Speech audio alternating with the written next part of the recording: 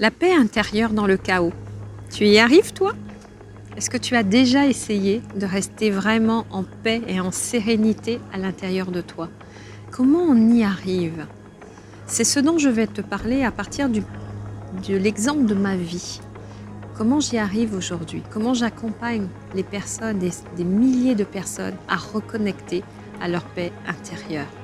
Je suis Marie-Laure Huy, votre conseil et leader spirituel. Je vous accompagne à vivre une vie impactante et épanouissante.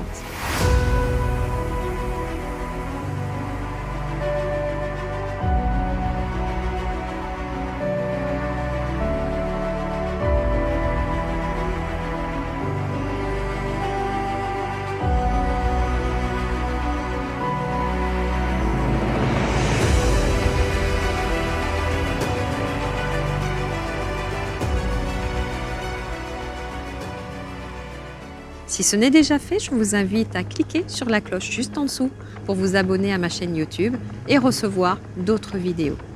Sais-tu rester dans la paix intérieure, dans le chaos? Tu y arrives, toi? Pas si simple. Quand on parle de chaos, en général, on est chaos. On est chaos dans le corps, on est chaos dans les émotions, ça part dans tous les sens.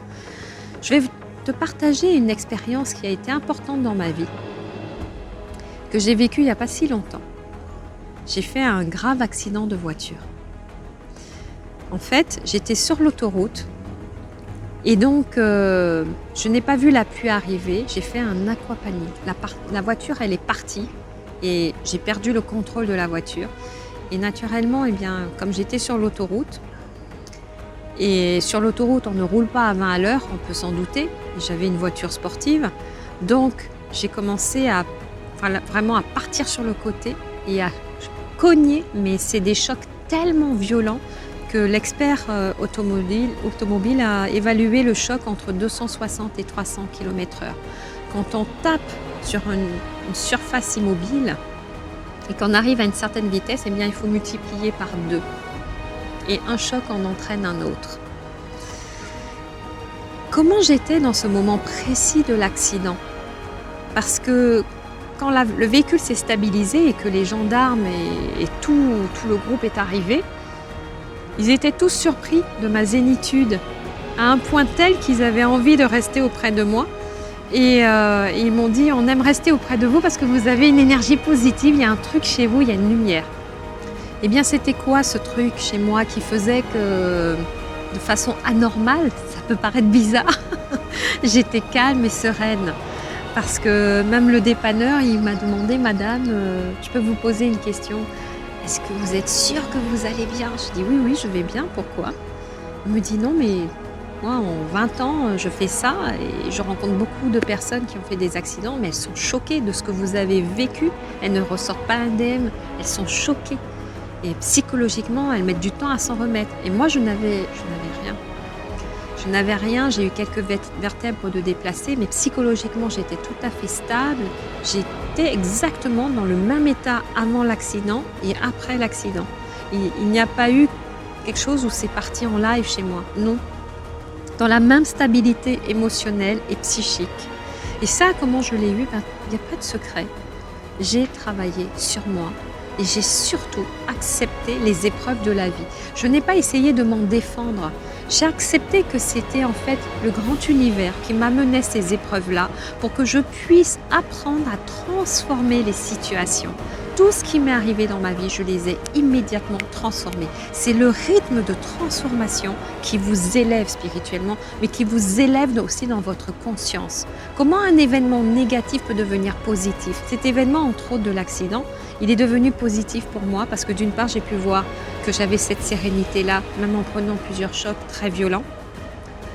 Deuxièmement, j'ai pu aussi constater que j'ai pris la décision. Dans l'accident, j'avais un esprit très clair. Mon esprit est clair parce qu'il est conscient, il est clair, il est présent, parce que j'ai fait le travail sur moi, j'ai apaisé mes blessures, je les ai soignées, je les ai embrassées, j'ai fait le job, comme on dit. Je les ai fait, ce qui fait que durant l'accident, je n'ai pas des peurs qui me remontent, il n'existe pas ça en moi. C'est la paix intérieure. Donc je peux m'appuyer dessus. Et ce qui restait à ce moment précis, c'était un choix. Un choix entre me retrouver soit à l'hôpital et peut-être handicapée ou alors peut-être décédée, ou alors le choix de rester en vie et pour quelles raisons j'allais rester en vie. Et moi, j'ai décidé de vivre ma trajectoire d'âme jusqu'au bout. Je l'avais déjà décidé. Mais cet accident est venu me parler, il est venu me dire « je veux que tu prennes la décision de ta vie maintenant ». Et je n'avais pas le choix, ça se jouait au dixième de seconde. Et j'ai pris la décision maintenant de vivre ma trajectoire d'âme. Je suis ici sur Terre pour vous aider à faire ce saut quantique immense dans votre vie et devenir heureux, de kiffer la life que vous vivez, de vivre la vie idéale.